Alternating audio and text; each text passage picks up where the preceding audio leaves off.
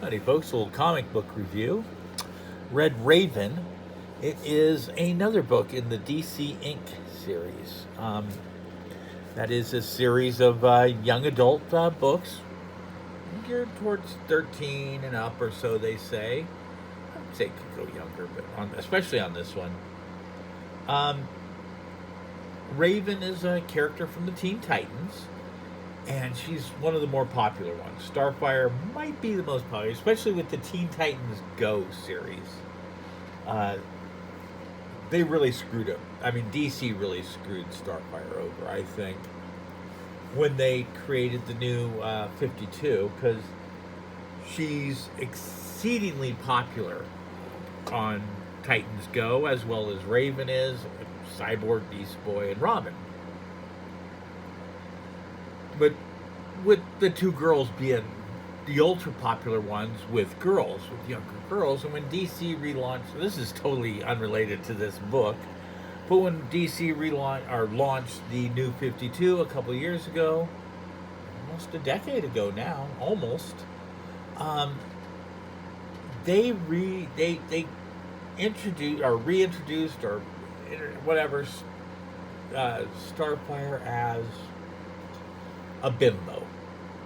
Say, large-breasted, dingy-haired, sleeps with anyone, basically. She was sleeping with Arsenal. She was sleeping with Red Hood. She had slept with, she was married to Nightwing. They kept that history intact, but she kind of didn't remember him. Us humans all look alike, was her attitude. And even when the Amanda Palmer stories came out, they were cute.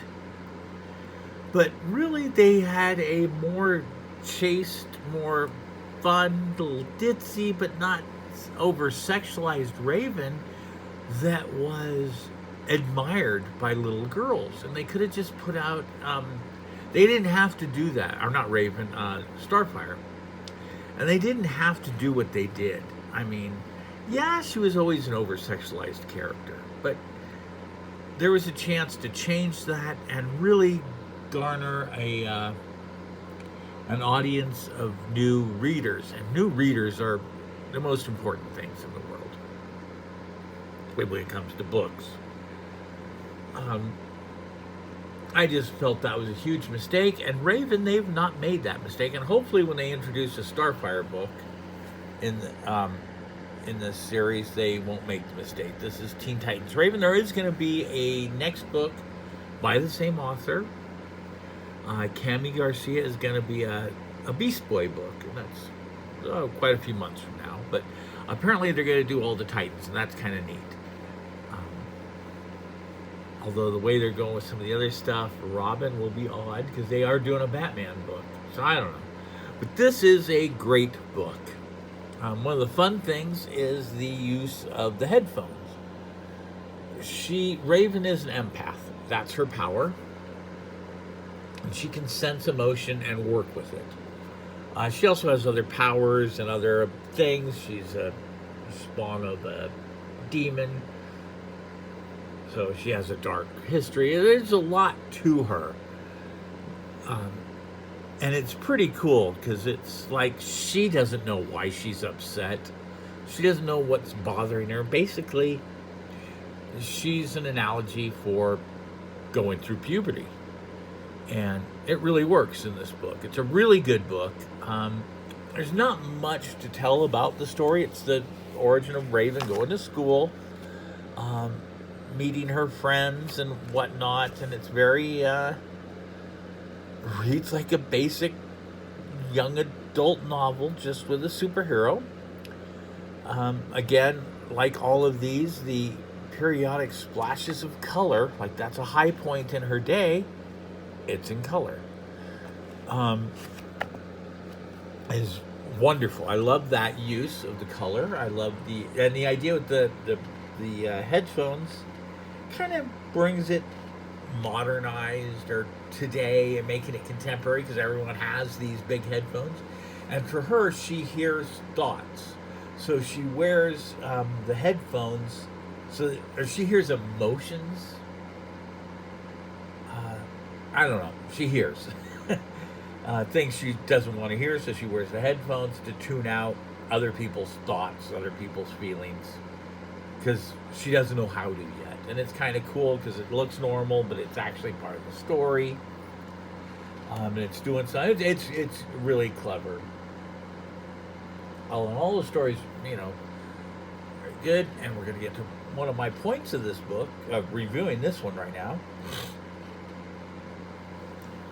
The only thing I thought was odd, they bring in Deathstroke. I guess they brought him in because this is going to be an ongoing Titans series of books. And he is a Titans villain, but he was pointless. Absolutely pointless in the whole thing. Had no reason to be there. And all in all, I would say this, I've heard people complaining that they have like a 13-year-old niece or a nephew or whatever, and they can't get them to read. And what they're doing is they're going out and they say, look, I bought them all my favorite books. I got her Nancy Drew. I got her Anna of the Green Gables. I got her all these books I loved as a kid. Well, that's a huge mistake. I did do that to my nephew and realized what a mistake it was. See, growing up, my mom, I've said a lot about her. She's a wonderful woman. She knew how to get me to read without trying. I mean, I don't think she even thought about it. And she knew what she was doing. She didn't try to get me to read the things she liked to read. She got me what I liked. Which is an entirely... I don't even know what she read as a little girl. I think Nancy Drew. I think she was an Nancy, but I never had... My dad did... He wasn't a reader. I mean, he read, but he was not a reader. He didn't sit down and come home from work and pick up a book. Where my mom, you'd see her sitting on the sofa just reading a book, having, oh, hi, Greg, come on over, and I'd talk to her, whatever. And that was my life. Mom would be reading or, and then go cook lunch. And this was all before I went to school. She was always, I always saw her reading, and I wanted to read because I saw her reading. But I didn't want to read what she was reading necessarily. I just wanted to know what was so exciting. And I knew, my dad did get me all the Hardy Boy books because he had read them, and I liked getting them. No, he didn't give me all of them. He got me a dozen, 2 dozen, whatever, at a flea market or something. A good deal, but it was neat. I liked them, but I kept trying to read them, and they were just so dated, to be honest. They were just dated. So I started going, and as I was reading, I was born in 1963, and I discovered, early on comic books. So my mom bought me comic books. That was it. You like comic books? You like Archie? And she liked Archie too. That kind of helped, I mean, she wasn't into it or anything, but she would read them, and she loved reading them to me. But the Henry Higgins books I read, and Encyclopedia Brown, and those both came out around when I was born. They were contemporary books to me. And I read them and read them and read them like crazy. So when my nephew was born in the 90s, I bought him all the Henry Higgins books and all the Encyclopedia Brown books when he started reading, and he didn't like them. Had nothing to do with these things. And I was like, why? These are the best books. And I realized, no, that's not what he likes. And so I started asking him, what he likes. He likes sports. So I found some contemporary books on sports, and he loved this series. It was I forget what it was. It was a kid that played all different sports, and he read them all. He started reading. He read Harry Potter. And so my main thing is, if you want to help a young person get into books, find out what they like and get them current books that they like. It's going to take some work. You can't just go buy that old book that you loved. You can't go buy, Anna of the Green Gables that was written in 1908. You got to find something that was written now or recently. Hunger Games, Harry Potter, even that's a little old, but those are still very popular. Hunger Games is still within the top 10 of the young adults books.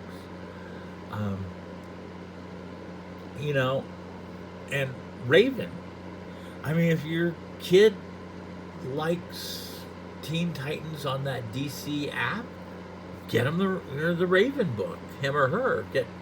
You know, if your kid is in love with Spider-Man, get some Spider-Man stuff, some current stuff. That's how to get a young person into reading.